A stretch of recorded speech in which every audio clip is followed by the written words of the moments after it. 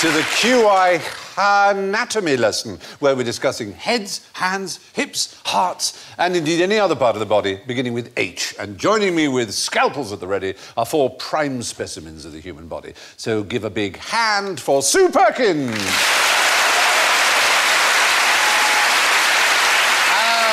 a hearty cheer for Bill Bailey. And a hip, hip, hip replacement hooray for Giles Brandreth. Way, very good. And a hair-raising scream for Alan Davis. Wow. Wow. Oh, I stopped dead. Whoa, that was good. And now, thanks to the handiwork of my audio elves, your buzzers should be ready. And Sue goes... I think it was a round of applause. And Bill goes... And Giles goes. And Alan goes. Oh, we recorded cleverly the audience.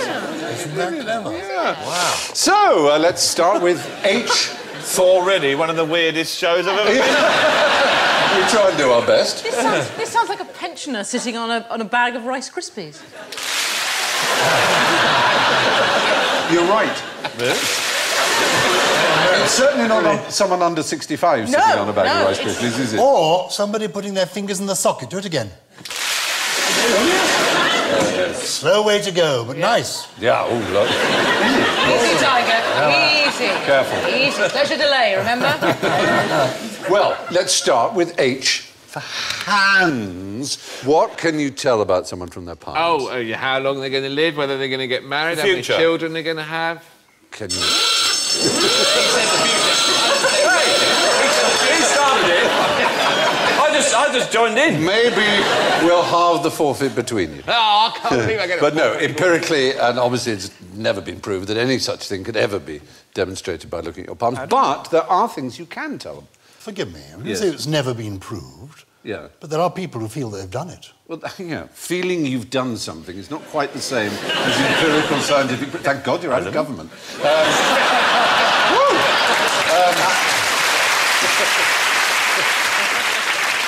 They sweat, that's all they do. Well, to varying degrees. But they have ridges. We'll ignore the lines of palmistry for the moment, but there is such a thing as palm diagnosis. There is a way of finding out predispositions towards rather important and life-threatening, happiness-threatening illnesses. Who... Oh, so well, actually, will spell something. You're going to... Alphabetic.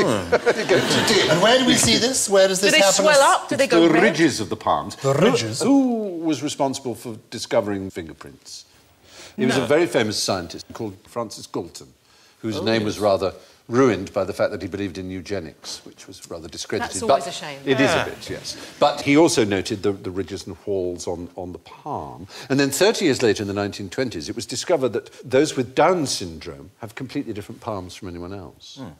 And then by the 1960s, at least 20 conditions were shown to present themselves on the palms. Look how gullible we are. We're just like this, Giles and I like that. Yeah. We like... Heal us! You can also... Make us whole again! There are also indications... Tip us! Yeah. We work for food! Yeah. But going back, if I may, to palmistry, all I will say is this, that you dismiss palmistry, but there were people 100 years ago, perhaps the wisest people of the time, who consulted palmists. Indeed they were, including, of course, our mutual hero. Our mutual friend, Oscar Wilde, but Mark Twain did. Mark Twain, yeah. Queen Victoria, I think, did. Massive, Edward VII Gladstone. did. And they... Who was the palmist they consulted? They consulted a man, Oscar Wilde certainly consulted a man called Kiro, based on... Cairo from the... Cairo from the Greek meaning hand. But his real name was? His real name was William Warner. You're right, there he is. He was Irish. He was Irish, and his great-great-grandson's brother married Elizabeth Taylor, Senator Warner. But that's just incidental. That's good to know, yeah. Oh. He also called himself Count von Hamon. But no, that's a really good answer on William Warner, and that's superb to hear. Splendid answers all round. Thank you very much. The fact is, palmistry won't tell you your future, but it can tell you your past in the form of genetic markers that were set down while you were in the womb. Somebody playing with me.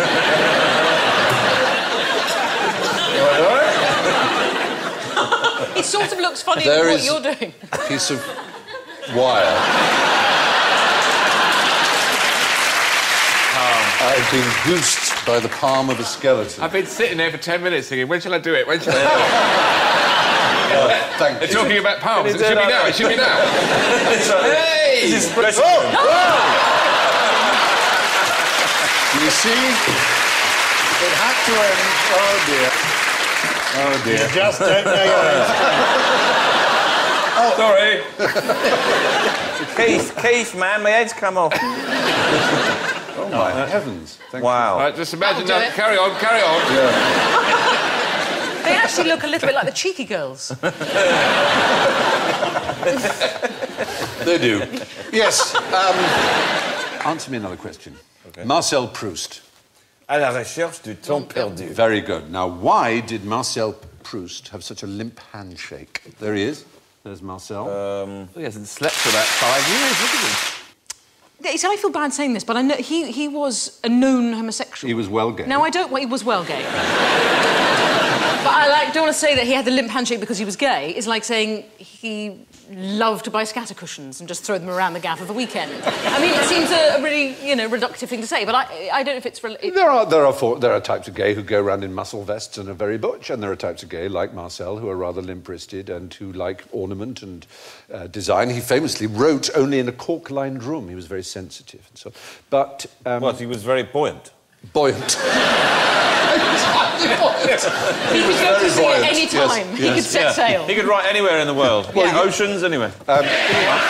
Yes. I'm going to offer a thought. Yeah. OK? Right. He, being gay, spent a lot of time in North Africa. Tangiers. North Africa. And one of the things that I discovered when I spent time in Africa... Are you coming out? Is this a coming out story? Because if it is, that'll be the picture, so just watch out. Why not? Tonight could be the night, you're right. It could be the night. I know your party's behind you. Yeah, indeed.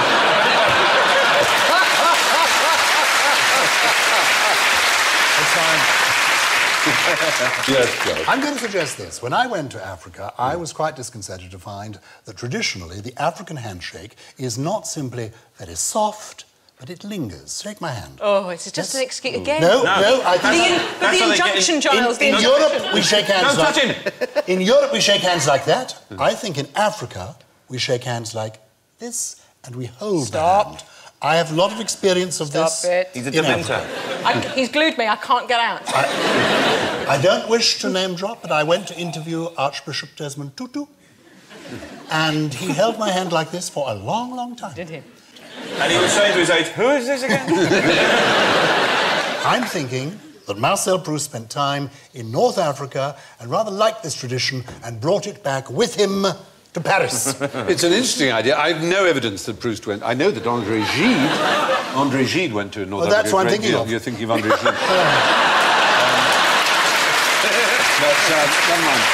You sweated on my hand for that? André Gide was out and proud.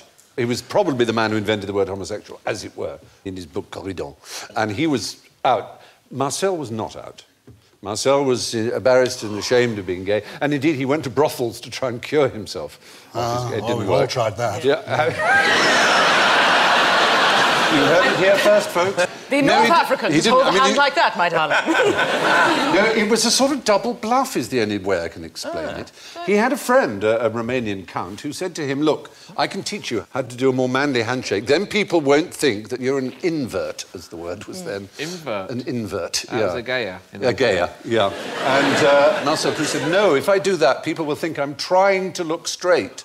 Oh. Whereas if I confidently am all limp... It's a double bluff. It's a double bluff. Good Lord. Do you know anything I've about been spending it? too much time just drinking cider, and I should have been reading the novels of Proust, I feel I've missed out. Well, he's a famous... It's famous for people never actually having read him. Has anybody finished it? It's Never finished enormously Has anybody long. finished There's a famous scene that opens in Du Côté de chez Swann. The biscuit scene. The biscuit scene. Describe it. I can't describe it, but it is Does to it do... involve touching? No, it involves it could. If you want to be the Don't little touch biscuit. him!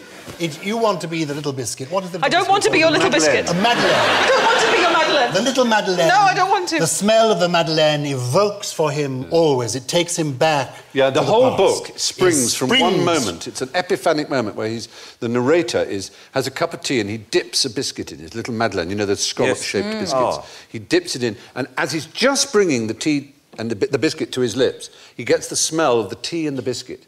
And the entire world of this 7-volume novel comes into his head. It evokes a memory. You know the way smells do. You get a smell, Wait a and minute. it takes you... You're trying to say this whole thing's based on a dunking incident? Yes, exactly. And that is, you will find often people referring to, that was my Madeleine moment, where they suddenly, something triggered a whole series of memories they never knew they had. But the joy is you don't need to read the book. You just need to buy the biscuit. Oh, yes, No, the but it whole only thing worked is... for him because he, as a child, sat with his aunt. So we can do it with a got this hobnob. biscuit. It might be a hobnob for you. It might be the smell of who knows what for you, Bill. All right, the inside of a senses. tennis ball or something. Yeah, absolutely. Inside of a tennis... Inside of a tennis Oh, it's ball, got a yeah. very rubbery... Got a lovely Yes. rubbery Specific- smell. You Yeah. slit it and just Oh, work it. Good. Like, why don't you? Yeah. Just bringing it back to my level Yeah. for a moment. I know. Talking tennis balls and why don't you is a highlight of my childhood. I may write a 7-volume novel about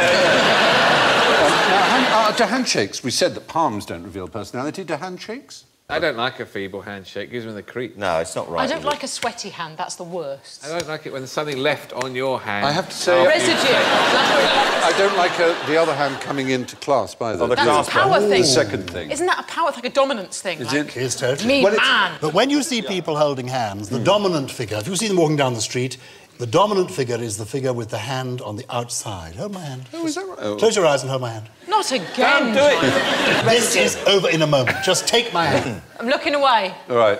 No, you do it. You've got to take my hand. You've let me dominate you. You've let me dominate you. You chose. I just held my Wait, so hand. what do you want? You You want put to your be hand submissive under or mine. dominant? I mean, don't stop stroking the under finger. Who does that? Wow. Who does that? He just did it. Oh, that's weird. You He said did you inverted liked crab. it. You said it earlier. You said you liked it. No, that was you said inverted you liked crab. it. Oh, God. Oh, did say you They're liked having a it. row. I've now got two Did the soiled. tickle? He did do The crazy spider? He did do the crazy spider. Well, no, handshakes do tell us a lot, don't they? I mean, individually, we instinctively respond, as we've just shown, to handshakes like a that repel crunch, us. yeah. Exactly. I don't like a crunch. Well, Paul Flynn, the Labour MP in Wales, actually suggested that people who gave really strong handshakes should be charged for assault. He's not a busy man, is he? So anyway, Marcel Proust used a limp handshake because he wanted to conceal the fact that he was gay in an elaborate kind of double bluff. Now, I want you to imagine you've been transported to the 19th century and the trip has given you a banging headache. You want to have a hole drilled in your head to get rid of the pain and the pressure. So where's the best place to have it? For trepanning. Germany?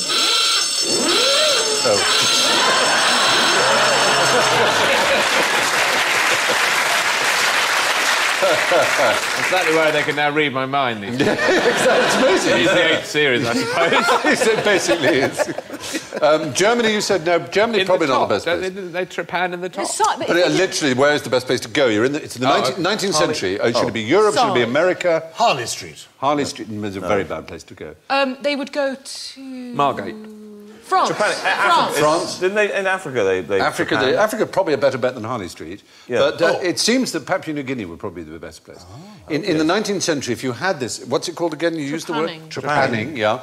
78% of those who had it done in London and the West died. From blood poisoning. But in Papua New Guinea, from Why do people keep going? cross-infections... That's incredible. 8 out of 10 people died. Yeah. I'm up for it. My head. Yeah. But it wasn't because they had a hole drilled in their head, it was because they got infected. What was it for, the trepanning? Well, to to relieve relieve, pressure, yeah. supposedly earlier. It's it's the original form of surgery, that, as far as we know from archaeology, the oldest form that ever there was. And we know that it was, well, I won't say successful, but we know that it wasn't a failure. There's a way of knowing that it didn't kill people, which is... If Some of them tissue, survived. a little bit of tissue grows. Yeah, you see the skull has completely rehealed, but you see, because people have lived for years afterwards. They used to put coins in the hole and things like that. They used to put stuff, you know, because you're left with a big gaping hole. You do want to seal it, but... Yeah. I think You could people put like a used to dispenser and turn your head into a Pez machine.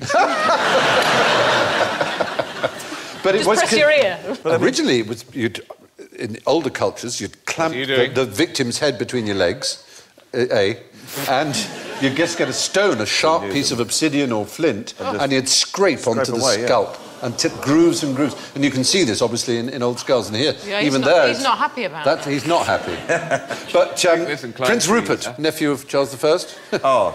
Played by Timothy Dalton in the film Cromwell. Now I remember. Yes, you see. He had a trepanning. He had terrible headaches. He had trepanning. But there was Prince Philip of Nassau in the 1590s. In 1591 alone, he was trepanned 27 times. His head would look like a tea bag, it'd be so perfect. Yeah, his head would look like a colander, frankly, wouldn't it? Yeah. But it didn't kill him. In fact, he went on later to win a drinking competition against someone who died from drinking too much, and he carried on drinking. So that the 27 trepans in 1 year. Out of his head. It's amazing. Beer hair. So the point is, in New Guinea, they used found sharp things to do the hole and then pour coconut milk over it, which is sterile. Whereas in the 19th century in Britain, they were in hospitals where all kinds of cross-infections were possible, and it was a lot more dangerous for that reason. But what about, do you know about open craniotomies, open brain surgery where someone is conscious? Why would you want someone to be awake while So you're you operating? know that they can use their fingers and That's their right. So you senses. know you're not... Because we still know so little about the brain that there is every chance that you're an inch out in where you're operating and you can ruin a speech centre or motion centre. There's a man called Adcock. Eddie Adcock, I think his name was. He's quite a senior figure in the world of bluegrass music. He had a hand tremor and they decided to do one of these conscious craniotomies on him, and we actually have film of him. Oh, really? He plays the banjo all the way through the operation while they're operating on his brain to check that they're not interfering with his... So can we see Mr. Adcock? There he is. My goodness. And how about now? No problems? Nothing, okay? Ta, ta, ta, ta, ta, ta.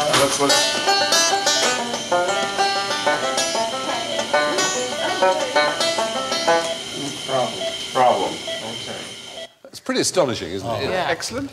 I saw it in Star That Trek. is mental. They took Spock's brain clean out Yeah. and replaced it with another one. Oh, They yes. did it all, and he lay on his back, and they put a kind of board over his head like that. And then the yes, man that's stood behind going, right, brain's out now.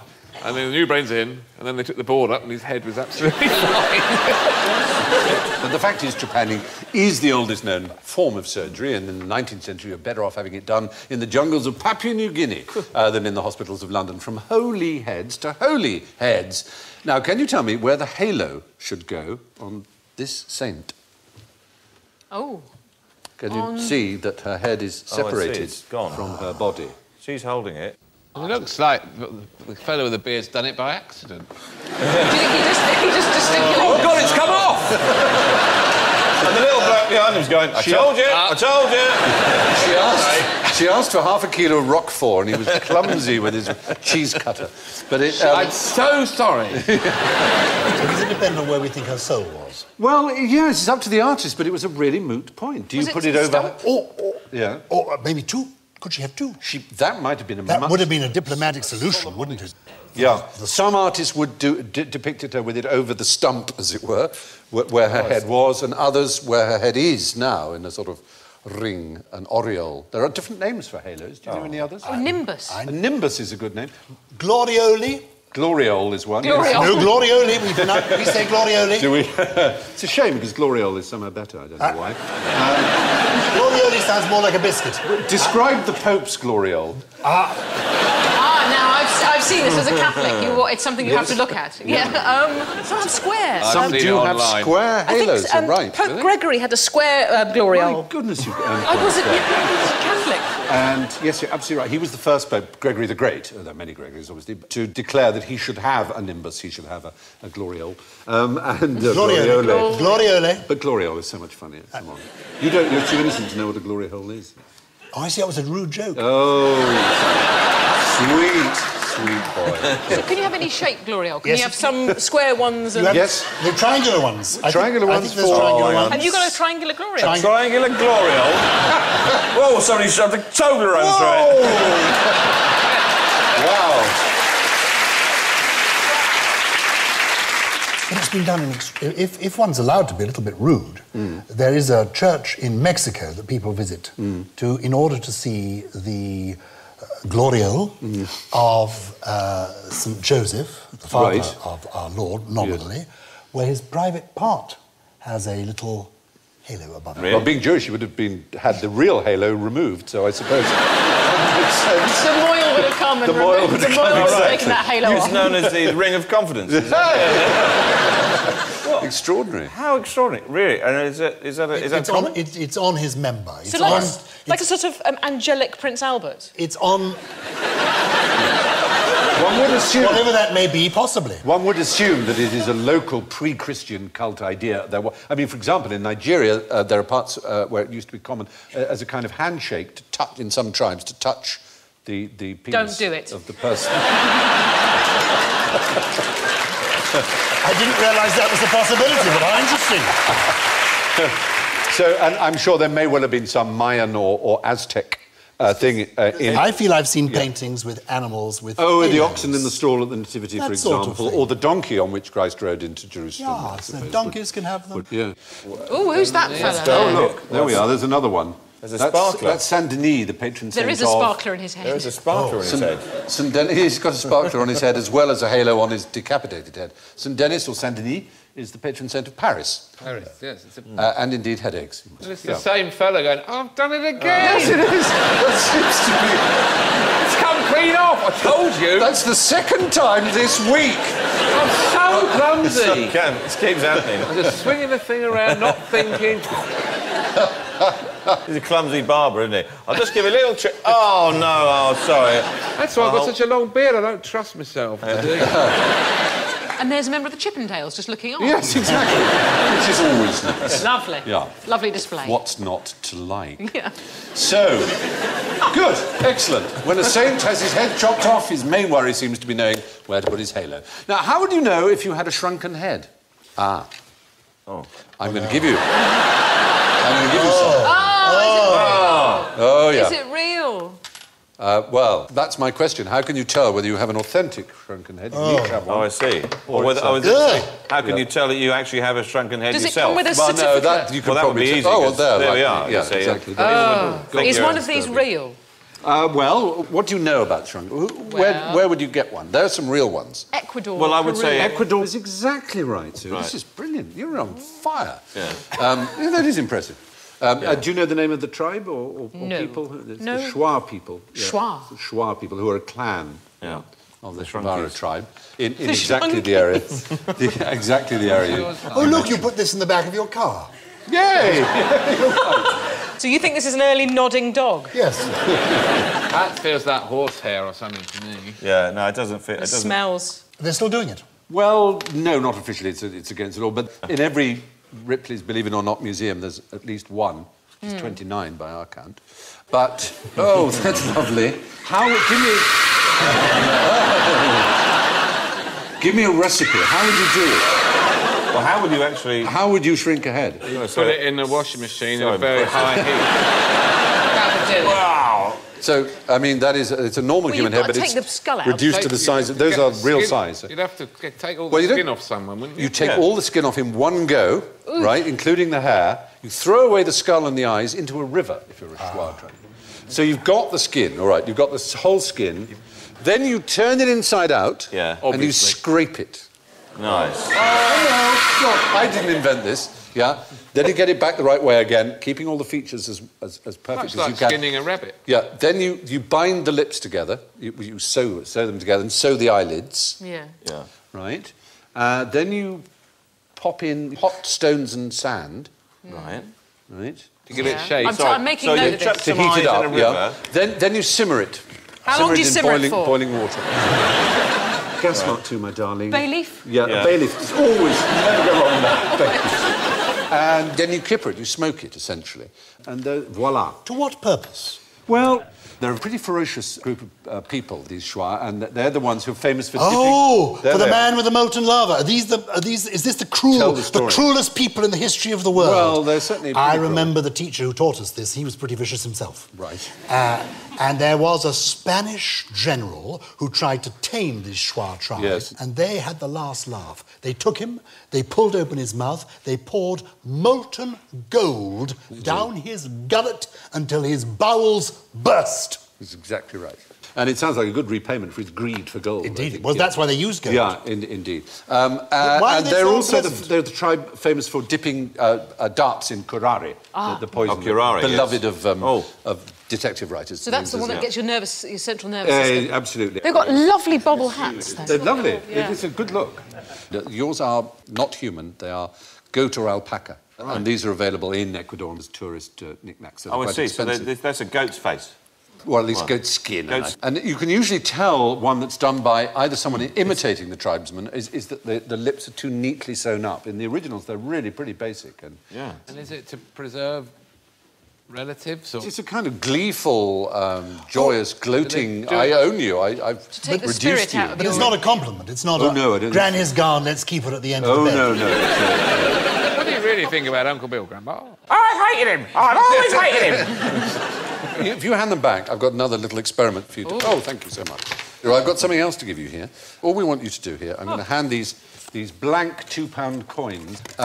Just try and draw the Queen's head as she is on the coin.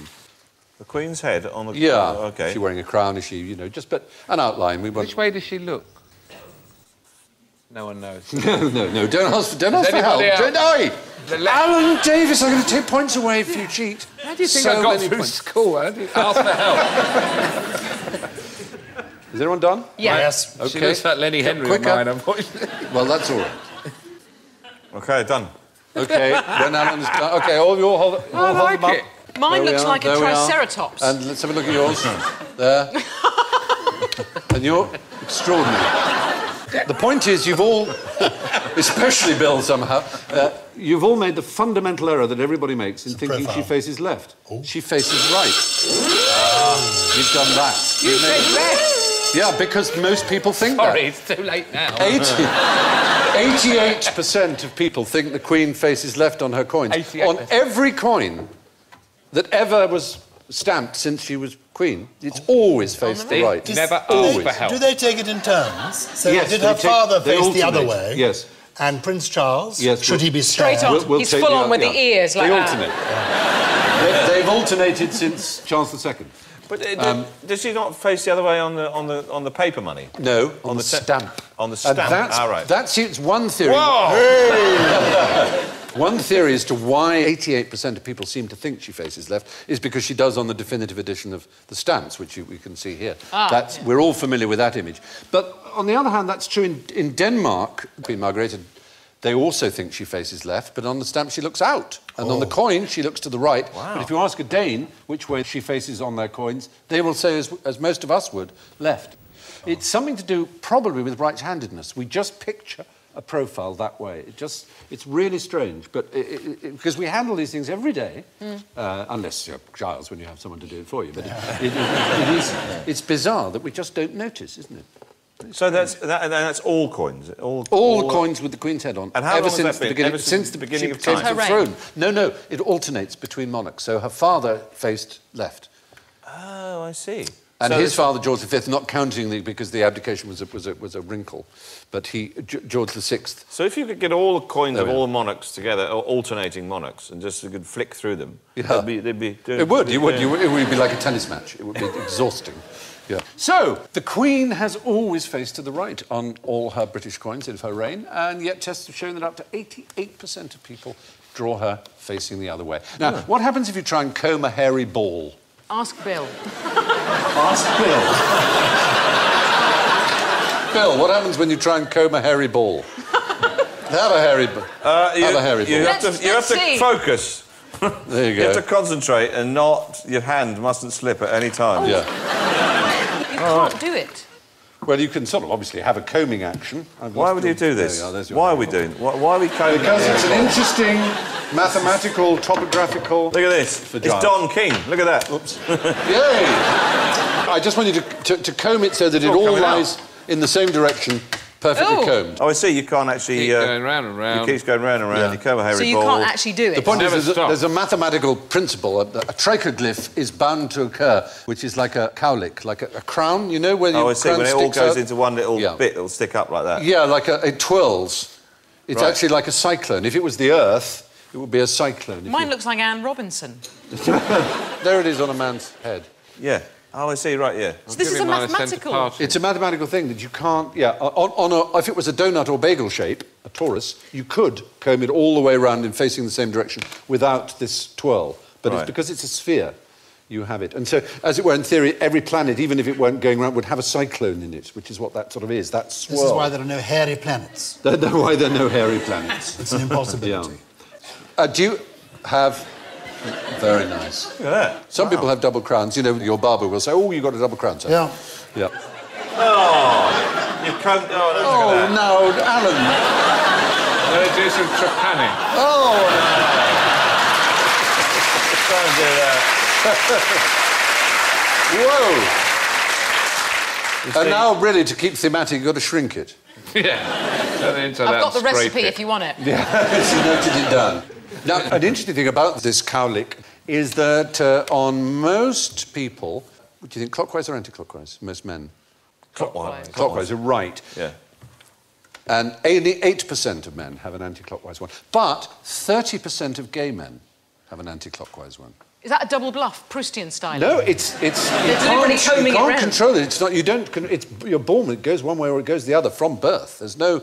You can't force it the other way. And so it's almost as if it's a physiological proof, at least of a certain percentage of gay people. Nature's decided. Yeah. So you and your Conservative Party Yes. will go, oh no, we mustn't have lessons in being gay or it'll turn everybody gay. It's all there in the hair. But this is why most of my friends have got double crowns, because they're Tommy Two-Ways.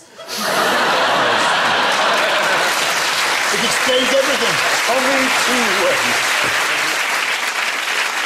So, the comb-over we covered. What is so extraordinary about the comb-over? Oh, look, there's lovely. Historically, in America, it was patented. Patent number 4,022,227 for how to disguise baldness by combing over your hair. So if Robert Robinson, you are in breach of someone else, you will be sued. Wow, oh my God. Oh my God. Oh. Yeah! Oh, yeah. Would you like That is Hey. some sexy Would you like stuff. some red Can I hair? say butch and gay? I'm a Tommy Two-Ways. I can go this way. I can get it to go all the way around. Oh, you're a Thelma Three-Ways. I'm a Well.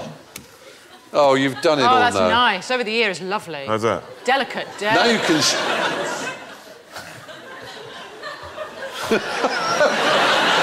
Hello. I'm the constituent for Stornoway. Oh, heavens above. I'm the Tory MP. And homosexuality is a disease. Can be cured by excessive combing. Out, vile demon! Out, vile demon! Fabulous. It's Thank a you. terrible curse! Right, hand them back. Hand them back. You are in trouble. I'm always in trouble. Yes, you are. All my life. Now, what can you tell me about the Chinese hula hoopla? I know that they do massive demonstrations of it with thousands of people doing With ribbons of various kinds and so on, but there was a particular time. I mean, what is there famous about the hula hoop in our culture, or at least in the West? 1958. flavours. 1958. Tell us about 1958. Well, 1957, I got my Davy Crockett hat. Right. And 1958, I got my first hula hoop. And that was the year of the hula hoop. It was the year of the hula hoop, and you should have seen me. I was called Dizzy Hips Giles. Oh, good God.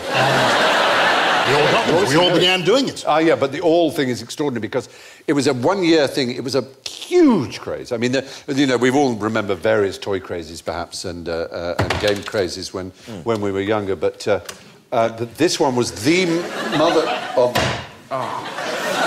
Sorry. No, this one was the mother of them all, and the extraordinary thing about it was it disappeared as fast as it came. And it was a disaster. My uncle put money into it because it was so big, and lost it all. They The sold hula hoop, millions the of greatest craze in the history of the world, was. actually failed to make any money. Everyone on the planet owned one, and still they lost. Well, particularly, the company Wham-O, who made them... May have been a name. They millions... No, it still exists. They were a successful company. But They made the that Frisbee, was the didn't one year they made a loss. Because despite the fact that millions and millions and millions of people bought a hula hoop, it ended so quickly they'd stockpiled expecting it to last till Christmas. That and is it my just mother. completely ended. There you are. So Well, I everyone- suppose because the thing is, they don't really wear out, do they? You know. So No, once they don't, that's once true. you get one, that's you don't it want then. another But one. what does wear out is the fun, clearly. And your hips Yeah. Yeah. will degenerate over They should have time. made them out of something else, something sort of biodegradable. Made them out of, cheese or something. Cheese. You know, yeah. Cheese. Brilliant. Well, in China, they had a similar fad in the early 90s. Millions and millions of people bought them. And then there was a hysteria because there were 3 people who went to hospital with twisted intestines. They obviously tried to eat them. They obviously the hula hoop thing was lost in Well, translation. the Chinese state media said we should stop hula hooping because of the... But actually, you're quite right. It was certainly nothing to do with hula hooping of the Even gut. old Dizzy Hips Giles. Even... Do you never twisted your intestines? I didn't. I have to say, it's quite difficult to hula hoop, and it's boring. It's not. It's nice. But actually, if you can do it also on your arms... I had 3 hula hoops. That's a at one skipping rope. stage. Oh, is it? You're right. Wait a minute. What's Here that? we go now. Cut live to the That's- Nipple Party. Now, what's that's that? the Party hula bit. conference. Now, this is That's the hula. This is the home of the hula. This is Hawaii. The dance Look at itself called a hula, yeah. She knows what she's doing, doesn't she? Yeah, And a hula is a whole celebratory thing. You have a... Yeah. You use... That guy's having brain surgery playing the guitar. I do love the band. They're great. Oh, Aren't okay. they? They're thinking this is the best This gig is ever. brilliant. They look very I joined happy. this band. I've never stopped smiling. Can you suggest a theory as to why the hula was so big in '58, the hula hoop? Post-war optimism. End of rationing. Oh, rationing ends mid-50s, isn't it? There's a thought maybe it was the Elvis. Elvis Presley. Elvis the It made you pelvis. kind of do things with your hips. Gyrating. It was a gyrating. And there was the whole Hawaiian thing pelvic through him as and well. the Hawaiian thing that he liked. Of course, I Yeah, don't- he was not allowed to be filmed below the waist or something. Was that true? Was there on some- television, on yeah, on the TV? Ed Sullivan show. I He was believe that was too Waist sexy up. for Yeah. the 50s. Giles was has the simply same too thing. sexy. He's not actually allowed to display. Dizzy Hips Brandreth can't break him out, can't bust him Yeah. out for TV. He's actually hulaing right now. Yeah. All right, exactly. Which brings us to the unappealing nether regions of our show, the place that we call general ignorance. So hands on horns, if you'd be so kind. What should you do with your head if you have a nosebleed? Yes. You have to answer once you press the buzzer. I'm doing it. You should do that with your head. Pressing. Pressing Your lip. Pressing the bit about the pressing this bit No. below the nose. No. Because the nose. Actually, not worry. A nosebleed won't harm you. Okay. It might stain your clothes. You might stain your clothes, but a nosebleed's all right. I mean, you could lie back. Oh, it's a bit. Oh, you're so angry. You're so competitive. I like it. No. The point is, yeah, Not most tilted people back. think you should tilt back. No, I remember this. Because, you Down your know, throat then, it's horrible. No. And of course, you can get it into lungs if it goes down the wrong way. and worse than that, this is why I should have remembered this. You lie back, it goes into you, but you could also, have a nosebleed through your eyes. Oh. It is possible to have a nosebleed that comes out of these bits. Eye bleed. Eye bleed. An eye bleed. I Yes, love but an eye bleed. it's a sort of misdirected nosebleed. Wrong to call it an eye bleed. All right. Because it's coming out from the nose part. Just of it. tilt your head forward from Through now the on. eustachian tube. or- So the point is, forwards, not Forwards, back. Right. not back. Right. Always I see. forwards, not back. Well, if it lasts for longer than 20 minutes, it is very much recommended to seek medical advice. And if you've caused it from anything other than the most common causes, which would be what Bouncy castle. a bouncy castle, a classic, yeah. Inevitable. Oh, it's bound to happen. Another no. one is being punched in the face. Right. That's one, yeah. That can bring it on. Look, there you are. That would Yeah, do it. yeah. That would do it. Yeah, Tilt your that's, head forward, can you love. name them? I think that's Larry Holmes and Sphinx, is it? And the other one. Ray Mercer. Merciless Ray Mercer, that is. Then there are various others. Blowing your nose too hard. Picking your nose, picking a little Ew. bit too Picking your nose, violently. poking it. Yeah. You shouldn't tilt your head back if you have a nosebleed. It can be dangerous. Tilt your head forwards and pinch your nose, just like that. Simple as that. And then eventually, after about 12 minutes or so, it'll clot naturally. What might happen if you swallow your tongue, Herr Mither? Yeah. Nothing. I don't believe you can swallow your tongue. Is the right answer. Absolutely. That sort of busybody person who comes forward and says lots of hot sweet tea when someone's fainted or had a seizure, and they say, oh, you know, do this and pull the tongue down because they might swallow it. It's just nonsense. You can't swallow your own tongue. It can't be done. But what do they mean then when they say that? 'Cause Well, I've it heard might that obstruct an airway, possibly. It's very rare. if you have a bash and you bite it or something, it Oh, you can swells up. bite your tongue, yeah, but you can't swallow it. You can't. I mean, there was literally this idea that you could, as it were, it goes backwards and down your throat and causes you to choke. That just cannot happen. And finally, why shouldn't you crack your knuckles? Oh. Is there lasting damage? Can you do lasting damage on the bone? No! Oh, you just did it. Oh, no. Problems? Oh. Later in life? But I think it's an old wives' tale that actually, if you do that, it causes arthritis. Yeah. Because there was a famous doctor called Dr. Unger who believed that it did, and for 50 years, this doctor every day cracked the knuckles on his left hand and didn't on his right. Well, but the story is that his mother, when he was very young, he cracked the knuckles on both hands. And his mother said, you do that, honey, you'll get arthritis. And he thought, well, being of a scientific turn of mind already as a child, he thought, I will test this by only doing it on the fingers of my left hand. Arthritis, and I'll show you how. Exactly. So he did it on his left hand only, and for 60 years he cracked it. And then he had various tests, and there was no suggestion of arthritis on the left hand more than the right. So you can crack and your he knuckle. apparently shouted up, you were wrong, mother, you were wrong. Oh. I wasted my life. You were wrong, Daddy, you were wrong. Well, there we are. That is indeed the answer. You can't get arthritis from cracking your knuckles. At worst, you could end up with a limp handshake, and goodness knows what impression that'll give people. Which handily brings us to the heart of the matter, the scores. Oh, and the winner who really used his head, they're two heads, because, ladies and gentlemen, we have a tie for first place. On -8, it's Giles and Sue. Go on.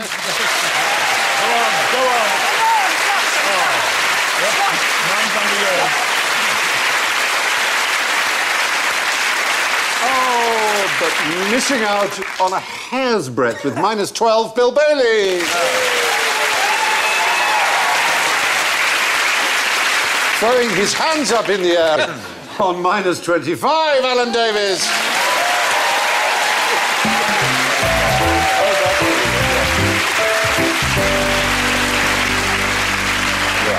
So, all that's left for me is to thank Sue, Giles, Bill, and, of course, Alan. And I leave you with this. It's an anatomy lesson.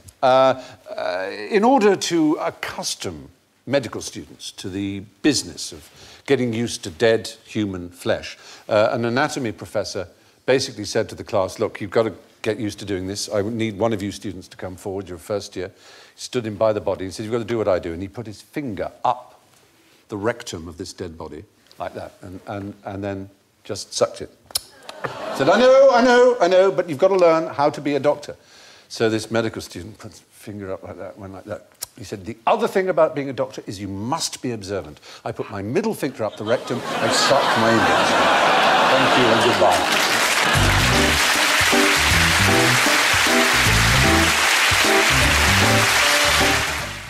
And QI continues on Friday in its regular size. There's a new series of MasterChef The Professionals starting at 8:30 on Monday. And coming up next tonight here on BBC HD, more comedy with Live at the Apollo after a little music.